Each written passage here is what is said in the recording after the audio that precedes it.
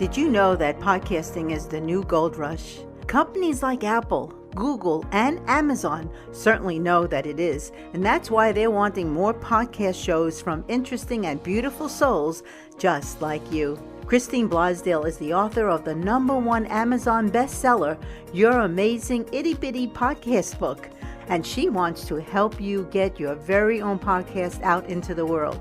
So to book a free podcast strategy session with Christine, visit ChristineBlasdale.com.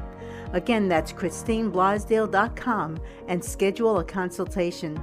And trust me, you'll be happy that you did.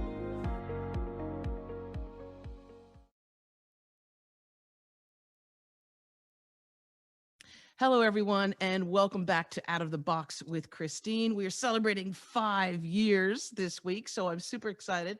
And my guest today to help us celebrate, I guess you'd say, is Derick Van Ness. And Derick is a wealth strategist and founder of Big Life Financial. He's also the author of What Would the Rockefellers Do? How the Wealthy Get and Stay That Way, and how you can too. And today we're going to be covering wealth consciousness, abundance consciousness for the entrepreneur who may be just getting started, but also how we can tap into that wealth abundance within us. So welcome to Out of the Box, Derick. I'm so happy to have you with us. Really excited to be here, Christine. This is going to be a really fun show today. Well, when we're talking about one of my favorite subjects, which is money and abundance and success. And as someone who for many years kind of dabbled in like the stock market and never was a big winner, never was a super duper winner. I do remember someone saying never gamble and never do the stock market unless the money that you have is something that you're willing to lose.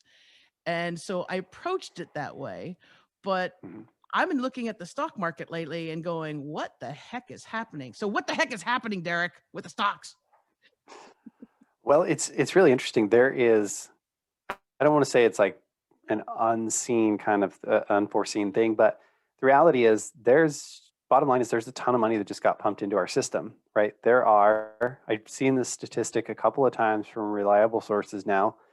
There are now 40% more dollars this year than there were 1 year ago. So where are all those dollars going, right? A lot of them are going into the stock market and real estate and a lot of other things. And it's kind of this self-perpetuating thing, but really what's happening, in my opinion, is the beginning of an inflationary period. Like if you look at the stock market during the 80s, and if you know much about history, the 80s was a very high time for inflation, high interest rates, high inflation. That really pushed the stock market. It's not necessarily that the stocks are going up in real value. It's just that people have more dollars, so the dollars are worth less. So if the stock is worth $10 in old money, now it's maybe worth $12 or $14, and that's pushing it up. So it looks like it's going up, but the real value of that money may not be going up as rapidly. And we haven't seen this trickle all the way down. So we're kind of in that in-between stage where the people on the front lines who got a lot of the PPP loans, the SBA loans, a lot of that extra, those big chunks of money, they still have it. So they're able to go out and do a lot of these things. It hasn't come down to real wages for like your regular employee yet. And so the regular employees haven't seen sort of the adjustment for that inflation yet, but it's coming. So I actually think we're going to see those prices continue to rise. And listen, I don't have a crystal ball. I'm not an investment advisor by trade. I'm a wealth strategist, so I don't like try and predict what's going to happen. But the bottom line is more dollars means dollars are worth less, which means things cost more dollars, even if they're the same value they used to be. So I think that's part of what we're seeing right now. If we really looked at the real purchasing power of dollars, I don't have the ability to do the true calculations on this, but that dollars over the past year have lost about 15% of their value. The stock market might have been up 5 or 10% last year for most people, unless you were in like the NASDAQ, but you may have actually lost money in real purchasing power. So it's kind of an optical illusion that's going on right now, Christine, in my opinion. I know I've noticed that because I had done a move to Australia, and and it was right when COVID hit, so the borders, everything closed. But when I first got here, the dollar versus the Australian dollar, US dollar versus the Australian dollar, I was like, holy moly, I could transfer this money and get like a huge rate of return. But Australia wasn't taking US dollar. They were like, no, no, no. So Really? Wow. yeah, no, you couldn't get it exchanged. And so I was holding on to them. And so 5,000 US would be at that time close to like 9,000 Australian. But they were like, no, we're not going to do that. We're not going to buy your dollars. And then recently, the US dollar is still higher than Australian dollar, but nowhere near that. So darn. Yeah. Um, Yeah. but the economies, I mean, the U.S. has taken a major hit in the economy, in the brick and mortar economy, would you say? And businesses getting hit financially with that, with layoffs and all of that. Do you see that as right now as a wealth strategist? Do you see people? I know that there's folks that are hurting, but do you see people doing things differently with their money, with their investments, with their savings? Well, what I do see is we have a world of haves and have-nots right now, right? Like those brick and mortar people who got hit really hard, they're calling it like a K-shaped recovery. If you're on the bottom part, you're going down, right? Yes. Like you're a restaurant, you work at a gym, these kinds of industries that have really been hospitality that have really been hit. Those people, it's just getting worse for over time. Then the other side of it is the people who have money. There's more opportunity. So what I really have seen is a lot of my business owners, because that's primarily who I work with. A lot of them have a ton of extra cash. So what they're trying to figure out is, what should I be doing with my money? Is a recession coming? Should I be sitting on cash? Should I take this and put it into assets because we're going to see inflation? The stock market's going crazy. Bitcoin's going crazy. Real estate's going crazy. Should I be buying these things or should I wait for them to come back to earth? That's where a lot of the conversation's happening for people, is they're like, I have the money. I'm just not quite sure what to do with it because we're seeing something we've never seen before. We're in the middle of a pandemic, but it appears as though we're in an economic surge. Like, that doesn't really compute. So I'm waiting for the other shoe to drop. What's going on here? And I think that's where a lot of people are. They're just kind of holding their money and waiting to see how things shake out. I mean, they're dabbling, they're doing things, but a lot of people aren't really sure. So they're just hanging on to their cash is mostly what I see right now. And because the show is it's about consciousness, and Sure. I find that a lot of my fellow conscious seekers, folks who are master healers and spirituality gurus, there's this thought that, and I believe that's the old mindset, that anything that has to do with money, and this is the old program that we have had, maybe we heard it from our grandparents, money is the root of all evil. You have to work really hard in order to be successful. We have some odd mindsets and beliefs Sure. about around money and wealth. Can you talk about that a little bit? Because again, a lot of my fellow spirituality seekers and conscious folk have an issue with money, have an issue charging people even what they're worth. But talk about that a little bit, if you don't mind. Yeah. So money obviously is supercharged because it's very important, right? Like, whether you like money or not, you kind of need it to function in society today and do the things you want to do. Some people that I know who are in the the conscious communities, like they think of money as a form of energy, right? Like, it's sort of like you gave value and now you've got some energy and you can choose to use that and dissipate that wherever you want. But there's no question that there's a lot of guilt around it, and it kind of makes sense when you think about the history of humanity.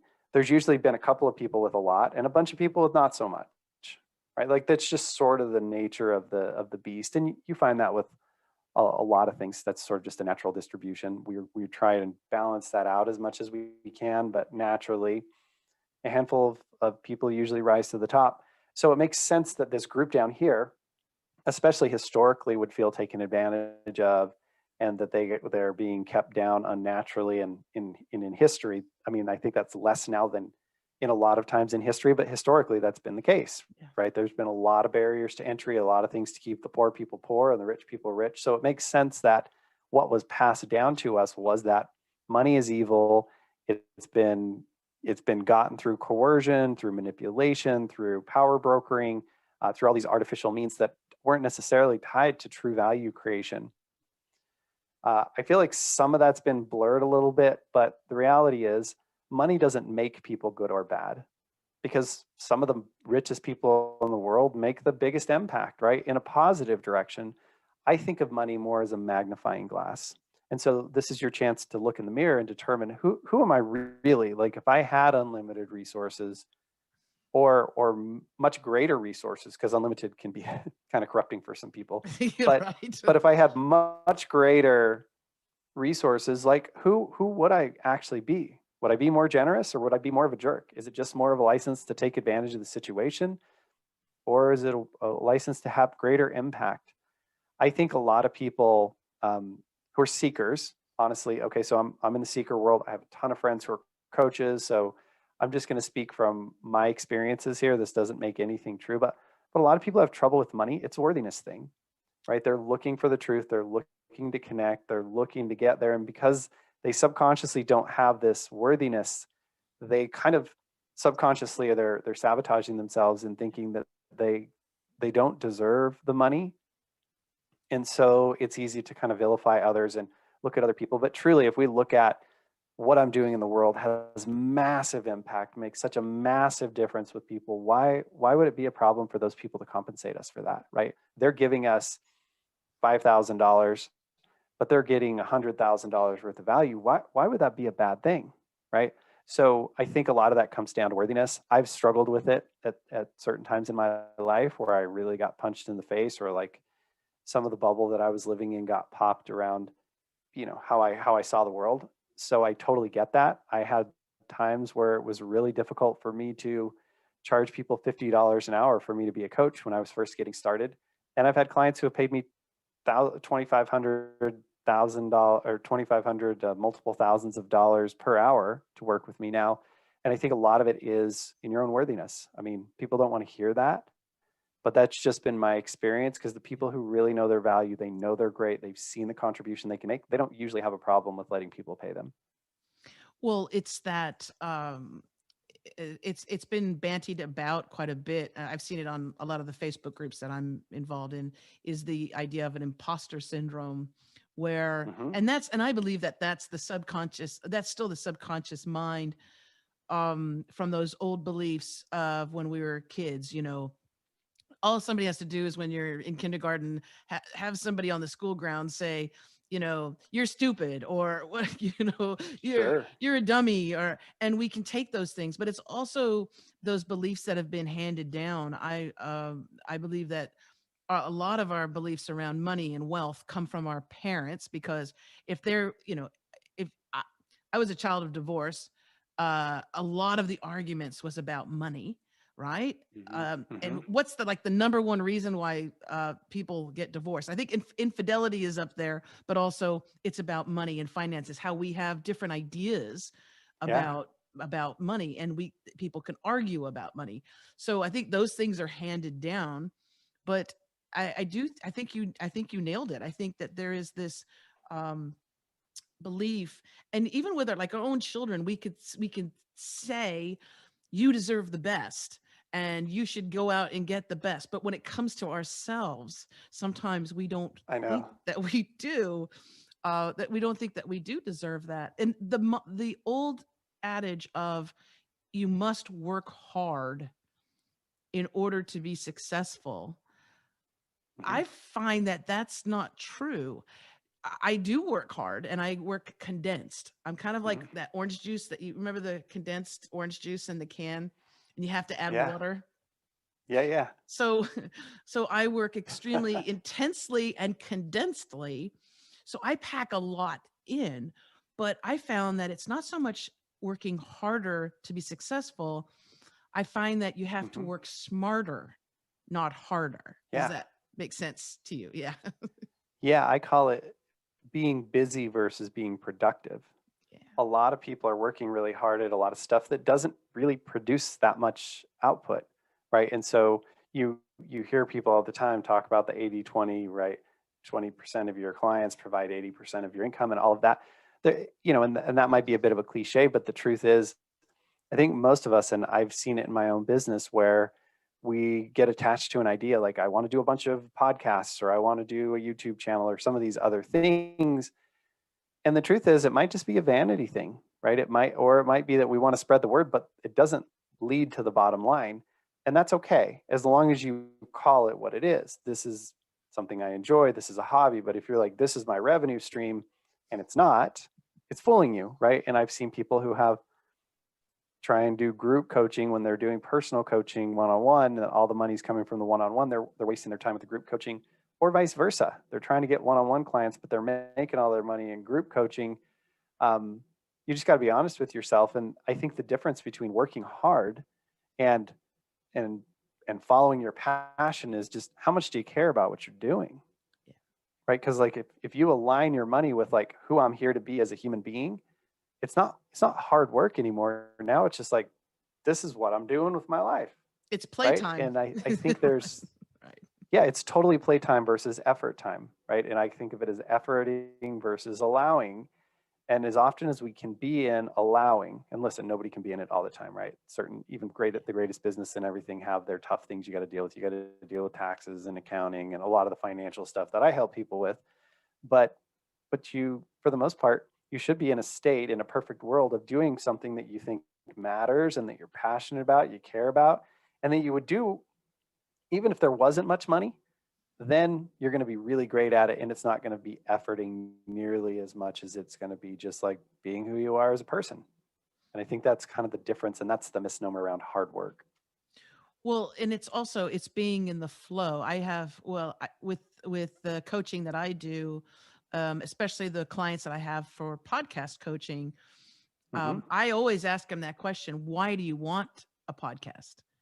And they'll kind of look at you like, well, why are you asking me this question? But there are people that it's solely for like a legacy. I've got some clients that are in their 70s and 80s. There's one woman that's 90 that wants to do a podcast. And so my question is always why? And they want to, a lot of them want to share their wisdom. It's not a mechanism. It's not a business. And then there are those, totally makes sense. Then there's the others who are panicking a bit because their income has dried up due to COVID. They got laid off, and now they're having to rethink and create their own business. And they're thinking that if they create a podcast, the money is going to flow. It's going to come in. Yeah. And I always say a podcast is just a channel, right? You're self-publishing. It's like your own TV or radio show, and you can use it to be a business builder, but it's not necessarily going to be your business unless you're like Joe Rogan and you got, millions of downloads and ads and all of that stuff. So I always ask people, in the beginning, why do you want this? And then we'll take it from there. But when they do it from something that they're, number one, that they know like the back of their hand. So I know podcast and radio and interviewing, and I can teach that till the sun comes down, up, down, whatever. I can do that so easily with my eyes closed, right? I can do that easy. So that's the low hanging fruit for me. And that's why I wrote a book on it. And because I could talk about it all day.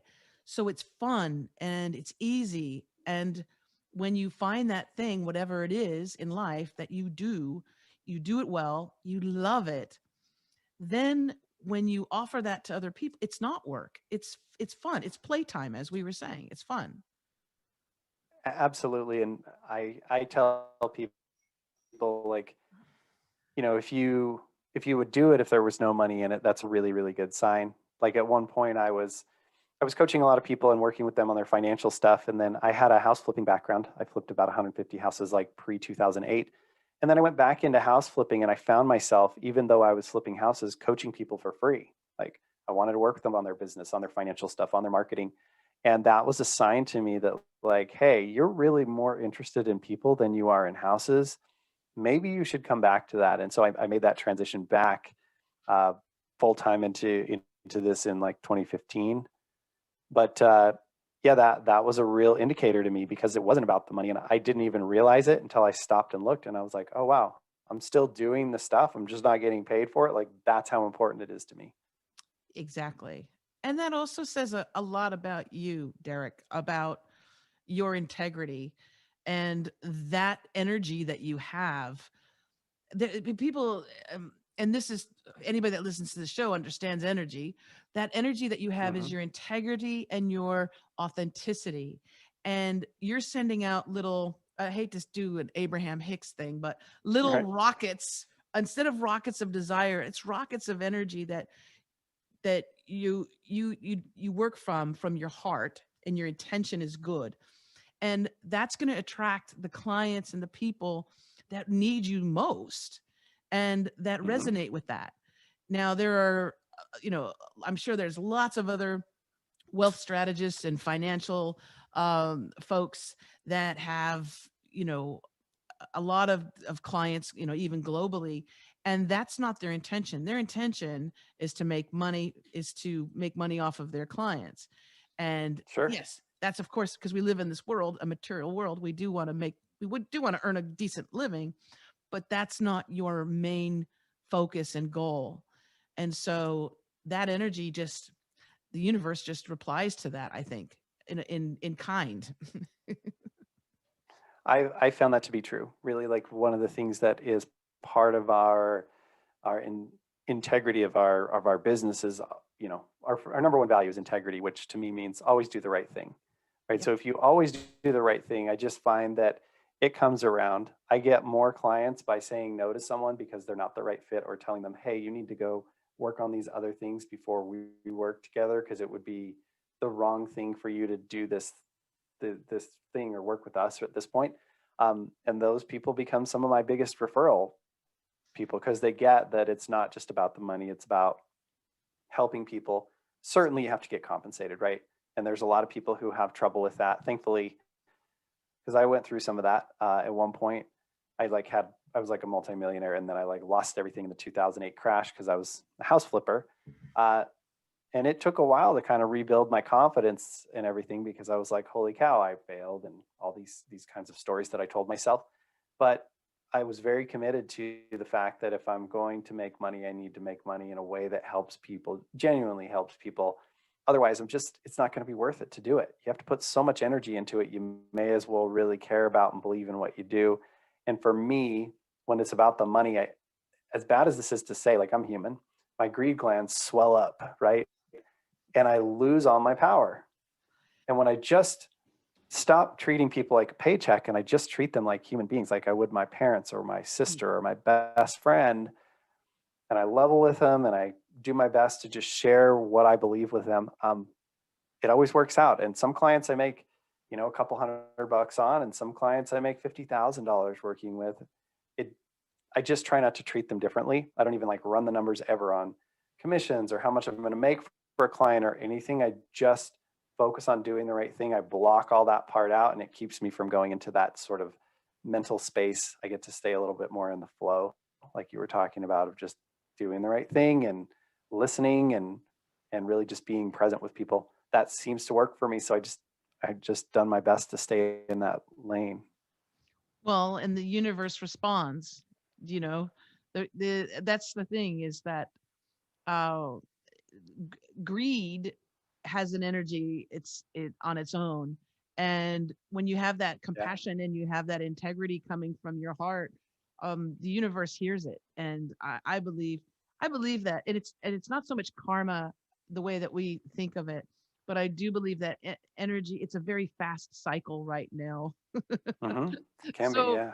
Yeah. Yeah. you know what I'm saying? So recently recently something happened in my life where many people would consider it a setback, or oh, that's horrible that that happened to you.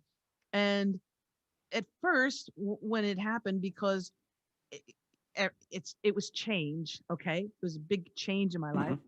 At first when it happened, that little, it's not a devil and an angel thing, but that little voice was like, yeah, this sucks. Oh my gosh, fear, fear, fear. What are you going to do? How are you going to live? Right. Um, Yeah. you're going to be homeless. I mean, whatever. It goes to the extreme. And it just Of popped up for a course. Yeah. second. And I said, oh, no, no, no.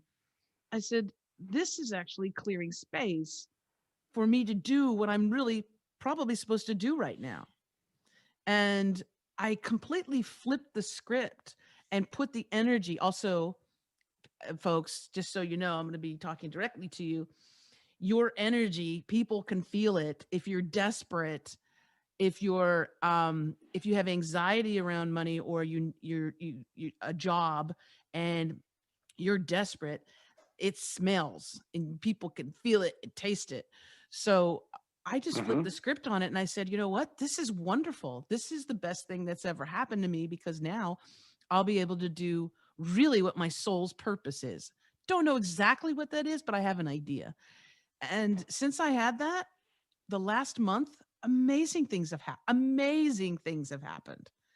So it's so much of how we look at things and look at situations that happen, our reaction to them, right? Absolutely. I mean, the loss of one thing means you've created space for something else, right? Yeah. And so if you've lost that, it's sort of the cliche of one door closes, another opens. But the reality is, like, your life, the totality of it, the space and energy you have is what it is. And so if some of that gets cleared out, you've got room to create anything you want from that. And I think when we stay in that mode of, okay, this thing happened to me, and get into acceptance of what is, like, I think where we get in trouble is we're like, oh, that shouldn't have happened to me. I don't want that to be true. I'm in denial about it. Why me? Like, all of those things. Well, the adage I learned from one of my mentors was, all discontent is the non-acceptance of what is. As Mm. soon as you get in state of, okay, that's no longer happening for me, that relationship, that job, that business income stream, whatever, is no longer there. Okay, well, that sucks. I can let go of that. How do I move forward from here? What do I want to create with this extra time, resources, energy, whatever that I have? And you just get to the business of that. It's just when we stay in the state of, okay, it's gone, but I don't want it to be gone. I wish it was still here. Why did that happen? And trying to rework all of that history, we get stuck in that. And some people stay in that for years, Yeah. and they can't move forward until they reconcile it and come to acceptance. Then they can let go and move forward powerfully. And for me, that's been a really vital insight, because listen, I've taken my fair share of, punches to the nose. And once you realize, okay, I got punched in the nose and that really hurt, but now I can get on with my life. So let's do that. And it might sound a little stoic at times, but for me, I found it to be very, very encouraging, very powerful, because I can look to the future. I can create what I want. I see it as an opportunity, like you said. So yeah, Exactly. I'm with you.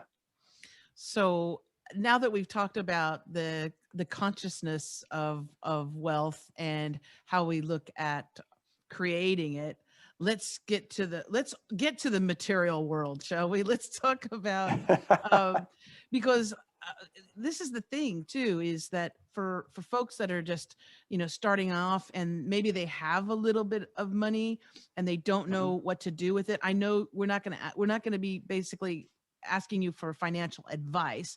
And anybody watching this, we're just talking. let let's just say that Derick is just talking to me, okay? But we're just talking about Yeah, yeah. um some good things to do with those resources, maybe to help us in the future, but things that are happening right now. um I know Hmm. that you had mentioned that you had purchased investment properties, Hmm. and quite a few of them, and Hmm. and did really Yeah. extremely well. What do you think about the current status of real estate right now? Well, they're in the United States, and then I mean, it's a global issue. It's a global concept, real estate. But what do you think about that right now, the market of real estate? Yeah. So I don't know much about outside of the US, but here in the United States, what we're seeing is there's a bit of a housing shortage, right? You have Yeah. a lot of demand for housing, and we already had the demand, but then interest rates went way down. they're basically went to zero, right, from the Fed, which means the Fed is where banks borrow money. So if banks can borrow it for zero, they can lend it to you a lot cheaper and still make their profit margin, right? If the Fed's charging 4%, they got to charge a little more than that to you so that they can make their profit. So basically the Fed went to zero. So banks came down as far as they could to be competitive. And I truly don't think we've actually caught up with that. If you know anything about real estate, you know that to sell your property for, if you want to sell your property, you can only get as much as maybe just a little bit more than your neighbor just sold for, right? They call those comparable properties. And so what happens is you can't just go from, okay, houses are selling for $300,000 in this neighborhood to $500,000 overnight. Even if people would be willing to pay that, the bank won't lend to that because they're like, there's no proof that it's worth it. So you kind of have to go from 300 to 310 to 320 to 330. And each one of those houses takes, 30 to 60 days to close. So interest rates dropped about 6 months ago significantly. And so I think we haven't had a chance for those cycles to go through, because what happens when interest rates go down is your $2,000 a month payment used to buy a $400,000 house, but now it buys a $550,000 house. People don't buy houses based on the cost of the house. They base it on the monthly payment, right? How much can I afford monthly? That determines the value of the house. So we just basically said, well, your whatever payment you can afford, now just buys a bigger house. So all the value of houses went up, but the appraisers and the banks wouldn't lend on them. So we're kind of still playing catch up in that, I believe. The second thing that's coming is all this inflation we talked about earlier. A lot of people have a lot of money for down payments. And that's for a lot of people, that's the big thing to buy a house, is you got to get together the money for the down payment, not so much the monthly payment. Like in a lot of places, you can buy a house for less than you would rent an apartment that's not as good. It's just you got to come up with the $30, $50, $100,000 down to get into it. So that's what kind of gets people over that hump. Right now, there's big chunks of money being pushed around. So there's a lot more people buying. So I think both of those are pushing the value of real estate right now. And I think as we get into this inflationary period, and listen, this is my own speculation, but I think as the dollars are worth less, it's going to push the houses even higher. So I think even though it feels like we should have had a correction, the $5 trillion that have gotten pumped into the US economy is pumping that up right now. And I don't think it's going to stop. I think it's going to take a couple of years to really matriculate through and for everything to balance out. So I think for the next 2 to 3 years, we're going to see a continued uptick both in the stock market and in real estate. I could be totally wrong, but just the supply and demand economics side of me says there's not really any other way it can go down. Even if demand just stayed the same, the prices would skyrocket. And if demand goes down a little bit, okay, maybe that curve slows down a little bit, but I think it's still going to continue to rise. I can even see a scenario, and this is just me thinking Wild West here, but I'll just throw it out there, that if we had a crash, but we simultaneously have inflation, what that would look like is a flattening of the market, not a dip, because the dollars are getting worth less and less and less, but the price value stayed the same, which really means it's going down in value. It just doesn't look like it when you look at the chart. Does that make sense? Yeah. And so I think we might have an invisible correction in the future where that correction looks more like a flattening than it does a dip, but the real value is going to be of the stocks and everything is going to be decreased because the dollars are worth less. Exactly. So it's going to be a really interesting thing. I could be totally wrong, but that's kind of what I see as potentially happening. Well, and also what I've seen too, because I have, I'm married to a real estate agent here in Australia, but also I have friends that are agents in California, and in particular in Ventura. What I've seen, and this is really because of COVID, is people are leaving, they're fleeing the densely populated cities, metropolises as they are, where people used to go for work, right? People used to live there and they would pay a lot of money in rent. Or if they were able to buy a house, they would pay a lot of money for a house, but it's densely populated.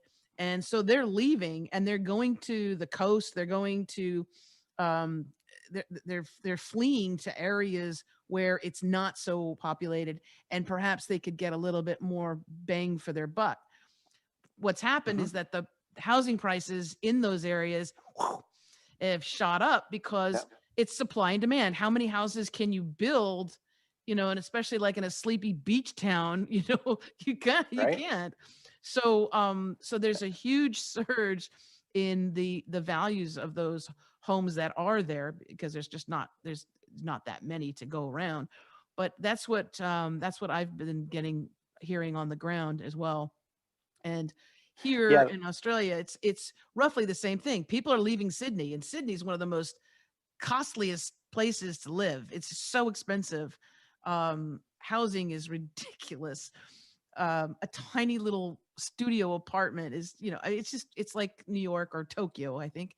But they're leaving. They're leaving in droves, coming to quieter places, less people. Yeah, I've seen it happening. I have a lot of clients who lived in New York City and now they're like out on the Jersey Shore or the suburbs and have moved out to some of those places. So I think it's definitely happening. And there's just a reshuffling in general, Christine, because I think it was already happening where a lot of people were working remote.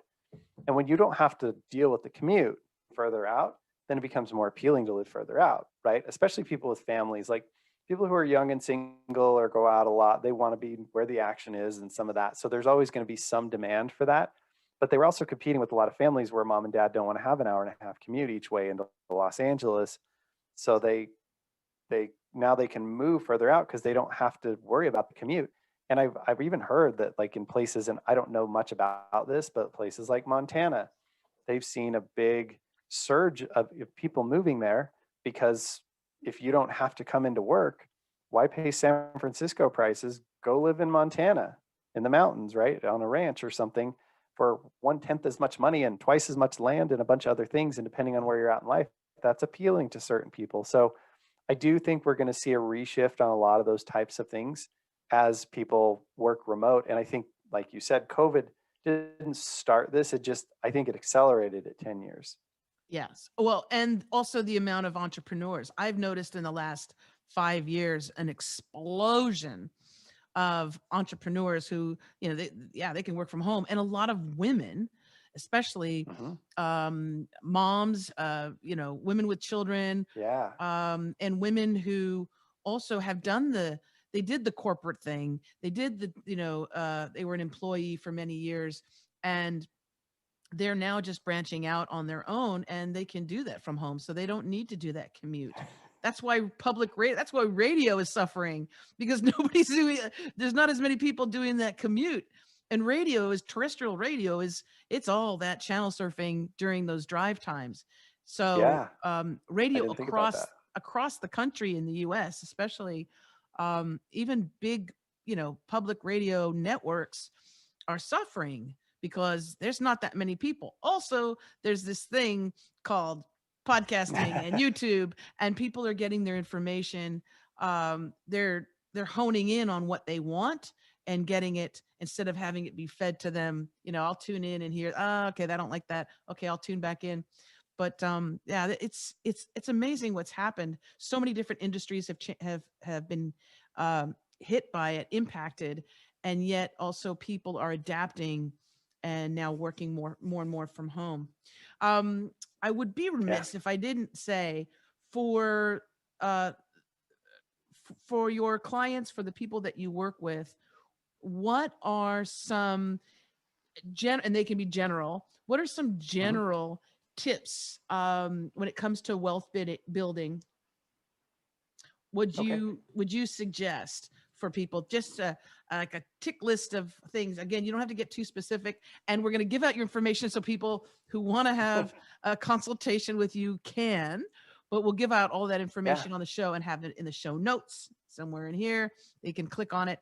But what are some top tips from you, Derick?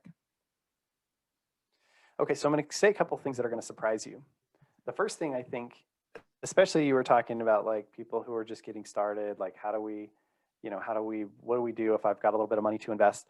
I truly believe the first thing you should invest in is your skill set and your relationships, right? Specialized training so that you're really, really good at things. Because what that allows you to do is earn more money. Even if you're in a job, if you can get really good at something that's going to get you promoted, get you a pay raise, get you onto projects that are going to build your skill set even further so you can get that next job. Like, I think that's the no-brainer, lowest risk, highest return thing you can do. Okay, so that's the first thing. If you're a business owner, hopefully you're already doing that. But relationships are the same thing.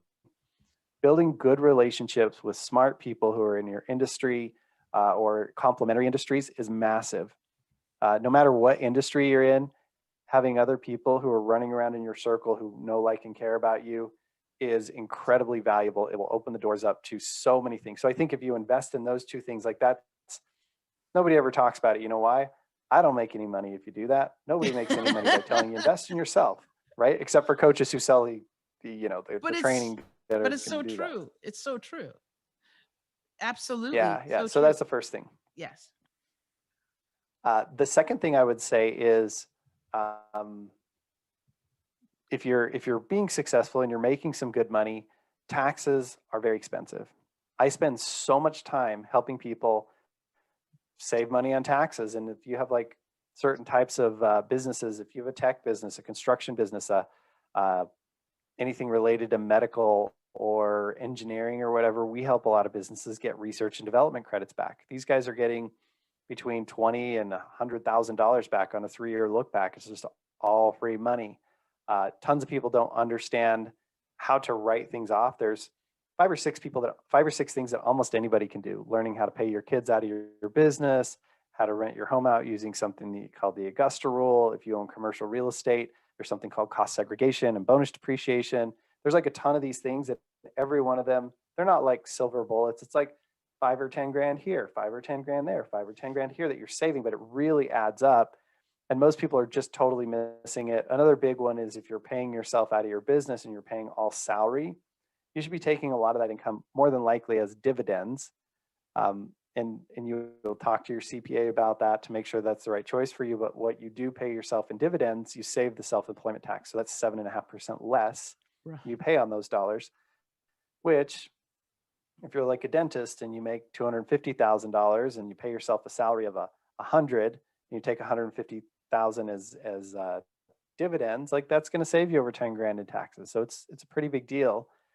And so that's the second thing, is make sure you're not overpaying in taxes, because it can get really egregious, especially in the Californias and the New Yorks and some of these high income tax states. Yes. In California, if you're in the top income bracket, you're paying 49% taxes. So it's serious.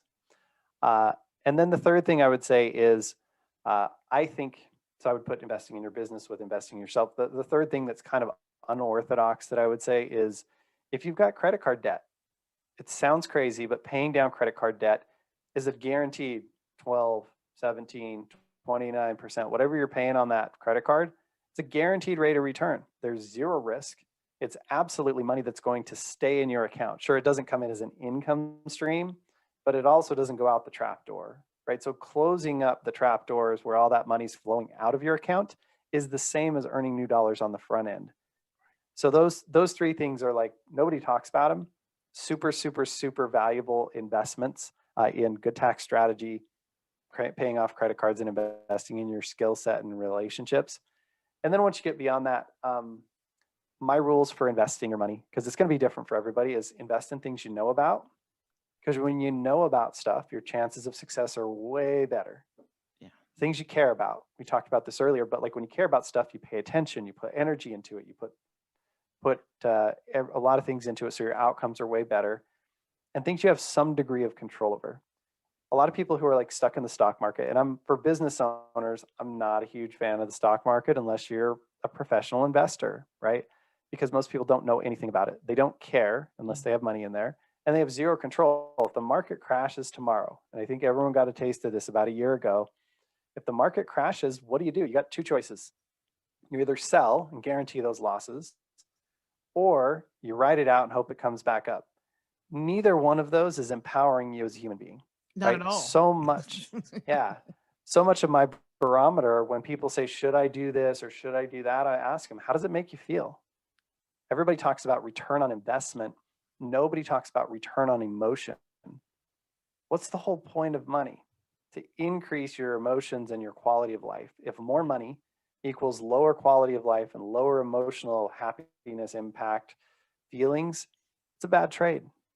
The whole reason you want money is for that fulfillment, that satisfaction, that happiness, whatever it is. If it's taking you the other direction to have more dollars in the bank, don't do it. Don't do it. It's a bad trade. You're doing the wrong thing, in my opinion. So, yeah, so we teach a system called the money maximization model, which helps people to build up money in a place where it always goes up and it's tax efficient. So they can build it up without it burning a hole in their pocket. And then they can take it and either deploy it into these investments once they figure out something that they know about, care about, and control. And if you don't know what you want to invest in, figure out what would be really exciting for you to invest in, and then invest in your education. Get good at it. Learn how to invest in real estate. Learn how to trade stocks. Learn how gold and silver works. Learn about crypto. Learn about whatever it is you want to do. Learn about it. Then you can be a good investor. You'll know about it. You already care about it, and you'll have some degree of control. Now you can go like headlong into that with your eyes wide open, get way, way, way better results. If you want to keep risk low and get high rates of return, that's what it comes down to. You have to inject human capital into it. When you bring your skills, your experience, your passion, your connections into a deal, that's the difference. If you're just putting money into a bucket that anybody can put money into and has no control over, to get a high rate of return, you probably have to take a bunch of risk. That's a bad formula. You really want to do things where you can bring something to the table. And you want to invest in a wealth strategist like Derick or a podcast coach like me. That's right. No, but the Makes idea a big difference. is upskilling. And right now is the perfect opportunity, the perfect time to upskill. I myself have a coach. I'm a coach, but I have a coach. And I know, and I'm sure you do as well, because there's always things that we can learn. And I love learning. I love growing and adapting and expanding my synapses, but also expanding what I can do and offer to people, because we each have that signature energy that we can give to people in our expertise in our field. And I just think it is a really important thing. And I love that you said that was the number one tip: investing in yourself and upskilling, get that education that you need to go to the next level. And if you're an entrepreneur and you're just starting out, even maybe it's just even learning how to shoot videos and how to edit them and do it yourself type stuff, just so that you can have a little bit of control and get out there. And that's my whole thing, is I always tell people, if you're not going to get found by new clients or new customers if you're in your basement or in your mom's basement, and you've got to get out there. And so that's why it was so lovely to see you and to see you're out on YouTube. I want to make sure that we'll put links to your YouTube channel, because it's great. It's brilliant. If our listeners and our viewers want more information on my guest today, Derick Van Ness, they can go to biglifefinancial.com. That's biglifefinancial.com. We'll have a link in the show notes, so you can just click on it and go. And also we'll have a link, if you like, I'll have a link to your YouTube channel as well. Because like I said, I really enjoy the videos that you post. And if there's any last thoughts before we head out for today, anything else that you want to let our listeners and viewers know, just go ahead. I think the thing I would say around finances and money is really that don't let anybody convince you that they know how to do better with your money than you do, right? You can work with coaches and everything, but like, you're smart enough, you're capable enough. If you're listening to this show or you're any type of business owner, you've got what it takes to be able to do the right things with your own money and make some decisions. It doesn't mean not to use professionals, but ultimately, you know what's right for you. Anybody who's telling you that this is the only way is not thinking about you. Focus on, what do I know about? What do I care about? What do I control? What do I want to see continue to exist in the world? Because when you invest your dollars in things, they continue to grow and flourish, just like energy, right? And if you don't, they don't. So put your dollars in a place where it's going to grow and support and be involved with things that you think matter in the world. And I promise you'll build a life where your money and the life that you want to live are aligned, as opposed to going the opposite direction. It makes a huge, huge difference in the experience of life. And generally, it really impacts your success in a positive direction. So that's what I have. Thank you so much, Derick. Thank you so much again for joining us today on Out of the Box with Christine. Again, the website is biglifefinancial.com. You can check it out in the show notes. And we need to have you come back because there's so many things that we can talk about. I know we didn't even get into the whole really going into the taxes Sure. and building your own banking system. I didn't get to cover that. We didn't get to talk about good debt versus bad debt. We didn't get to talk about Airbnbs, but you're welcome back on the show at any time. Okay. Please come back. Thank you, Christine. I And will. I will. It'd be great. thank you, darling. And thank you, wonderful listeners and viewers, for tuning in today. Remember, you can find out more information about this podcast at outoftheboxwithchristine.com. We are celebrating 5 years. Yes, 5 years on air. Any podcast that goes past 10 minutes is a success. And so thank you so much for being a part of the success of the show. And if you want more information on me and my coaching, you can go to christineblasdale.com. All those links will be in the show notes. But thank you so much again for tuning in. And if you don't want to miss another episode, you want to make sure you subscribe to this podcast on Apple Podcasts, Spotify, Pandora, iHeartRadio, Google, and also the YouTube channel. That's where I love, because I love to see the comments in the YouTube channel. So please do subscribe and be notified of upcoming episodes. All right. Until next time, as I always say, remember to think outside that damn box. Bye for now.